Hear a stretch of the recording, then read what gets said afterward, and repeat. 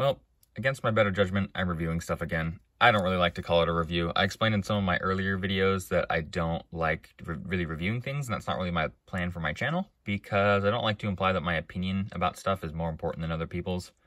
But against my better judgment, I'm here, and we won't call it a review. We'll call it a showcase. I'm showcasing today this German soldier pack from BattleBrick Customs.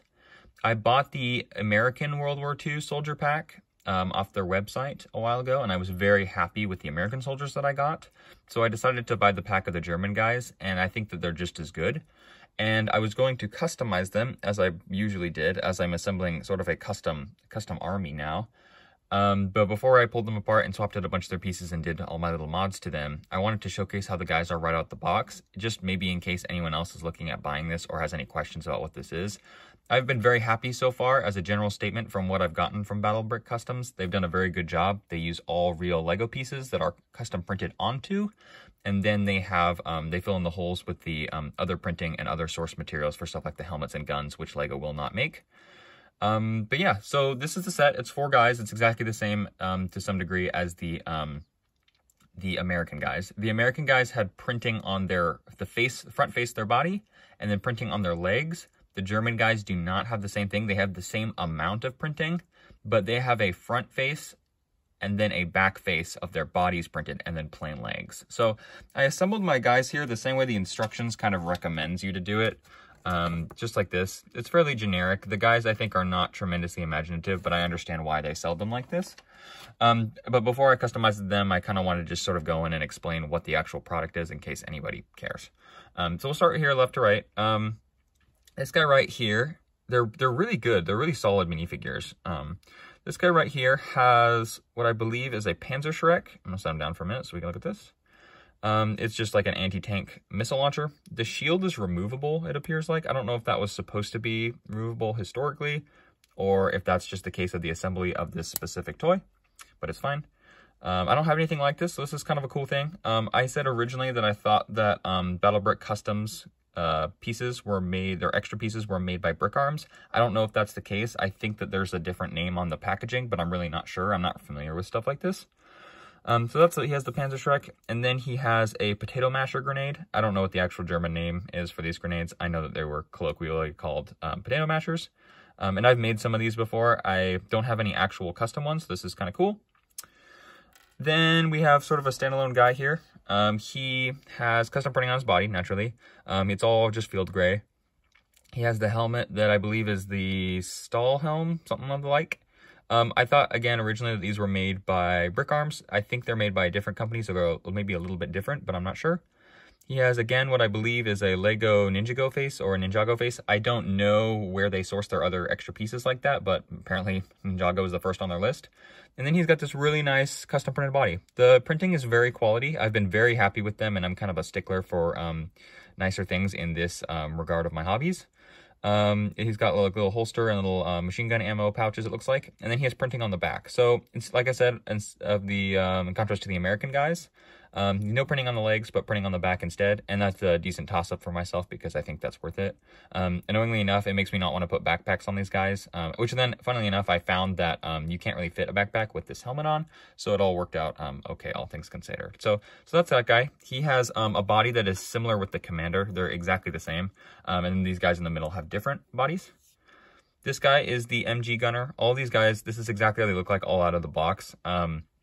I plan to swap out plenty of things on them, like their faces and some of their hands and sort of glove detail. I'm totally going to embarrass myself here, but I'm fairly certain that this is an MG42. I'm not sure. I tried to look it up. I wasn't really sure. It has a single drum. I thought that that was the 42, but that's just going to be my guess.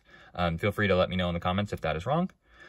It has a folding stand. This, again, I do not believe is made by Brick Arms. I think there's another company that prints these pieces. This is kind of an interesting piece. I don't have anything like this, so this will be kind of a fun thing to have. Then we have the actual standalone guy here. He has the MG belts around his neck, which is kind of cool. He looks sort of like a field runner. And then he has a little grenade, if you can see, inside his belt. Same holster as the other guy. And then some other supplies on his back. And I appreciate the body variety because my American guys all came with the exact same bodies and all the exact same legs. But the German body variety is kind of a fun thing considering that they did a different pack of very similar guys. So So here's the next guy. I'm just going to call him the Sniper. He has this very nicely kind of molded gun. Again, not brick arms. I don't know what this is. I don't even know what this gun is either. It's probably some German Gewehr. I'm not really sure. And then he has an extra one of these potato masher grenades, which is really fun, along with him having another one in his belt, like the other guy. And he has a different body as well, so all the bodies have been different so far, except for the last guy, which is the same as the first. He has kind of some old-fashioned like diver face, same helmet naturally, and then the same gloves as the MG gunner. And then on the back, he has a very similar rig to the MG gunner as well. And here's the little grenade here. So the weapon variety is really good. It was the same as it was with the Americans. There was a really good weapon variety to showcase kind of just sort of a generic coverage of sort of the weapons of the time, which I think was really cool because I don't have any fancy weapons like this, and I really appreciated being able to get some variety because I actually have a couple custom Kar 98Ks, I believe. They're just German infantry rifles, and I was fully prepared to give them German infantry rifles because I figured that they would have generic weapons, but the weapons are actually pretty good, and now I have too many. So here's the last guy. He's the officer. He has the same face as the first guy, along with having the same body. So same on the back, naturally. He's got field glasses. And then he has this hat, which I do not think is Lego. I couldn't find the Lego like name on it or anything. But it's like an officer's hat with the hat's printing on it as well, or just some coloration. It looks good. I thought that maybe some of these wouldn't be as quality and they might be kind of messed up or misprinted. But I was very happy with the quality of this hat. And then he has this pistol, which is pretty cool. It's got a little like molded handle, which is kind of fun because it gives you some variety. And that's all.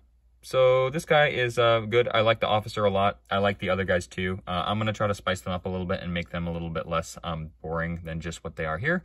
But as far as the generic pack goes, even right out of the box, as somebody who doesn't have stuff like this, I was very, very pleased with them. And I continue to praise BattleBrick Customs for their pieces because, like I mentioned before, they're all printed on actual Legos, and they do, it does pretty good justice to be able to print them on actual Legos instead of making some cheap reproduction pieces. So this is my my BattleBrick German infantry guys. I'm very happy with them, and I'm very excited to be able to feature them into some new builds soon. It's gonna be good.